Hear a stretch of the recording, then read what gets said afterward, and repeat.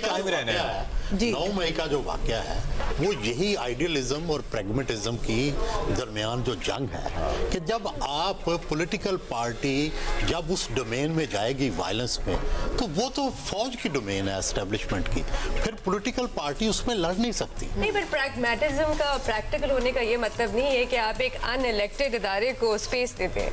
आपको आइन इजाजत नहीं देता। एक तरफ अगर आप जमहूरियत की बात करें और आइन की बात करें और पार्लियामेंट को सुप्रीम करने की बात करें और फिर आप हुकूमत में आए 16 महीने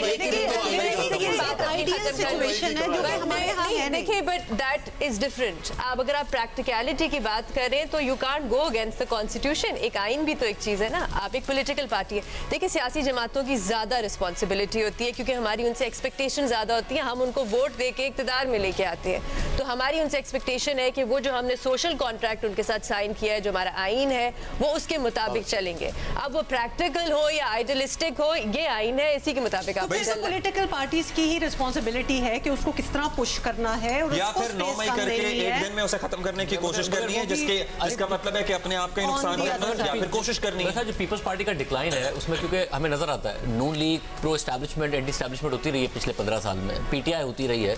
इमरान खान साहब बिल्कुल गोद में बैठे हुए थे 2018 में, उसके बावजूद इलेक्शन जीत गए थे। तो क्या वोटर सपोर्टर का ये मसला था या कुछ और मसला था? मेरा ख्याल है पीपल्स पार्टी के डिक्लाइन की वजह गवर्नेंस है कि गवर्नेंस उन्होंने अच्छी नहीं दी, जिसकी वजह से 2008 से 2013 तक का उनको टाइम मिला, और जो 5 साल एक दफा पूरे मिल गए तो जो विक्टिमाइजेशन का बयानिया था कि हमें तो हुकूमत ही नहीं करने दी जाती, वो आपके हाथ से चला गया। उन्होंने कॉन्स्टिट्यूशनली वाकई अच्छा काम किया, 18वीं तरमीम की।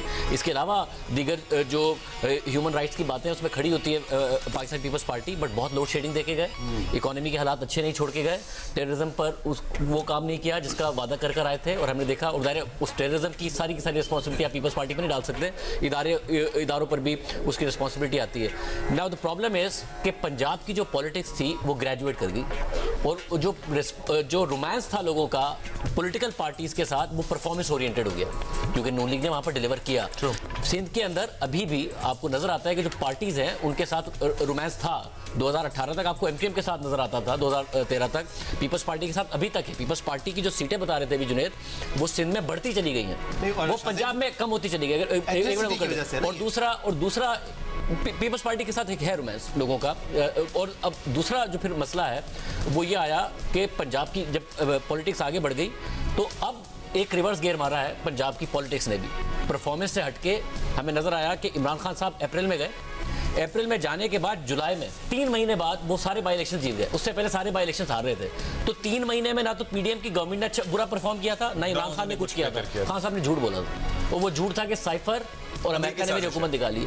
तो आपको पंजाब की पॉलिटिक्स भी एक रिवर्स गियर में जाती नजर आई है, परफॉर्मेंस से झूठ की तरफ, और उस झूठ की वजह से हमें नजर आ रहा है कि अब सारी की सारी जो वो कैंपेन हुई है तो पॉलिटिक्स आगे बढ़ गई थी पंजाब की, वो वापस। इसलिए बार बार जब लोग कहते हैं ना पॉपुलैरिटी कोई भी जमात हो, तो जरूर हमारा ये फर्ज है हम मेंशन करें कि वो जो बयानियां है वो झूठ पे मबनी है। आजकल भी पीपल्स पार्टी एक ऐसा वादा कर रही है जो कि वो कभी पूरा नहीं कर सकती। सर, पीपल्स पार्टी एक ये भी शिकवा करती रही है कि 2008 से 13 तक उन्हें परफॉर्म नहीं करने दिया, जुडिशियल एक्टिविज्म की वजह से। मीडिया पे आपको पता है ट्रायल होता था, ठीक है, लेकिन अभी जो एक वादा कर रही है जी, बिलावल साहब कह रहे हैं कि मैं जब अगर वजीर आजम बन गया, आते साथ ही सारे सियासी कैदी रहा कर दूंगा। दूसरे अल्फाज में वो ये कह रहे हैं मैं इमरान खान को रहा कर दूंगा, वो कर ही नहीं सकते। वो कह रहे हैं जी मैं 300 यूनिट बिजली दूंगा, वो दे ही नहीं सकते। तो ये तो गलत बात है ना, इस तरह के वादे आपसे नहीं करने चाहिए। मैं एक क्रेडिट थोड़ा सा पीपल्स पार्टी को देना चाहती हूँ इस इलेक्शन कैंपेन में, बिलावल भुट्टो ज़रदारी को, पीपल्स पार्टी को नहीं। उनकी जो इंतखाबी मुहिम थी उसमें ना किसी खवातीन को उन्होंने निशाना बनाया, ना अकलियतों को निशाना बनाया। मेरे ख्याल से ये क्रेडिट देना चाहिए, बिकॉज बहुत कम ऐसी इलेक्शन साबिक लीडर को बनाया, लेकिन ये एक क्योंकि रवायत सी बन गई है, खवातीन को निशाना बनाया जाता है, खासतौर पर जब इलेक्शन होता है अकलियतों को निशाना बनाया जाता है। वो मैंने देखा है कि वो अक्सर इस तरह की नहीं करते।